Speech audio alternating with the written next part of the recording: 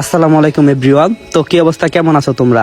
কি হয়েছিল 8 বছর আগে? গল্পটা শুরু করার আগে কিছু কথা বলি। তোমরা হয়তো অনেকেই জানো না যে আমার আইডিটা এখন বর্তমানে ফিউজ। সো আপনাদেরকে কি করতে হবে, বেশি কিছু না, জাস্ট এই ভিডিওতে 3000 কমেন্ট আর 10,000 কপি লিঙ্ক করে দিও, যাতে আমি রেগুলার তোমাদের মাঝে গল্প আপ দিতে পারি। তো বেশি কথা না কইয়া কি হয়েছিল 8 বছর আগে গল্পের 23 নম্বর পর্বটা শুরু করা যাক। জান্নাত বলল, আমি যা শুনলাম তা শুনলে তুমি অবাক হয়ে যাবে। নীলি বলল, মানে? আমি তো কিছুই বুঝে উঠতে পারছি না। জান্নাত বলল, আসলে ওই ছেলেটাকে দেখছো, তার সাথে নাকি আঙ্কেল নীলার বিয়ে ঠিক করছে। নীলি বলল, মানে? তুমি এসব কি আবল তাবল কথা বলছো? তোমার মাথা কি ঠিক আছে? আজকে তো নীলা আর সাজ্জাতের বিয়ে, তাহলে এই ছেলেটা কোথা থেকে আসলো? জান্নাত বলল, আমি কেন মিথ্যা কথা বলবো? আমি কালকে রাতে যখন ওয়াশরুমে যাচ্ছিলাম তখন শুনলাম আঙ্কেল এসব কথা বলছিল আন্টিকে। তখন আমি দরজার আড়াল থেকে সবকিছুই শুনলাম। নীলই বলল, এসব কি সাজ্জাদ জানে? তখন জান্নাত বলল, তা সঠিক আমি জানি না, তুমি বরং সাজ্জাদকে একটা কল দাও।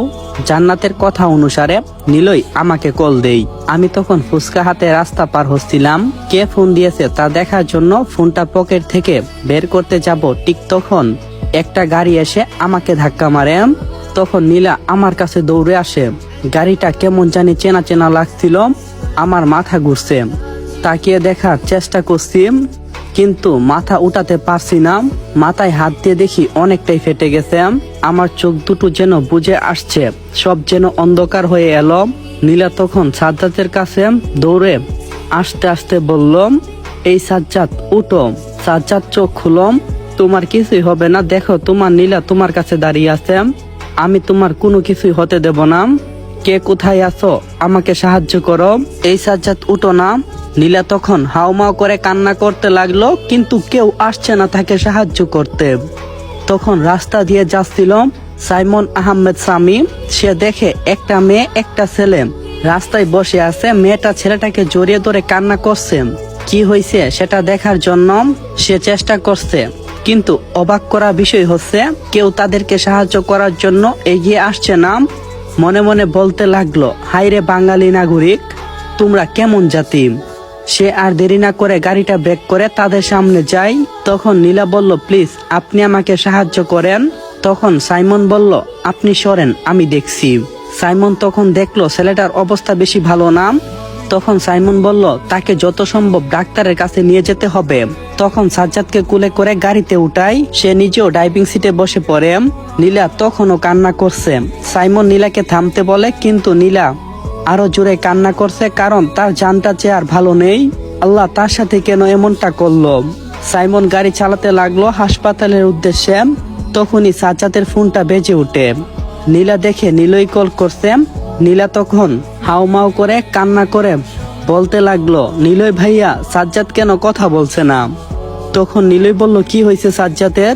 নীলা, তুমি এসব কেন বলছো? আর সাজ্জাদ কোথায়? তুমি ওর কাছে ফোনটা দাও। নীলা শুধু কান্না করছে, কিন্তু উত্তরে কোনো কিছুই বলতে পারছে না। তখন সাইমন নীলার কাছ থেকে ফোনটা নিয়ে বলতে লাগলো, উনি এখন কথা বলার অবস্থায় নেই, আমরা এখন হসপিটালের দিকে যাচ্ছি। সাইমন ঠিকানাটা দিয়ে দিলাম, আপনি এখানে চলে আসেন, আমরা কিছুক্ষণের মধ্যেই হাসপাতালে ঢুকব। তখন নীলই বলল, আপনি কে কথা বলছেন? আর সাজ্জাদ কোথায়?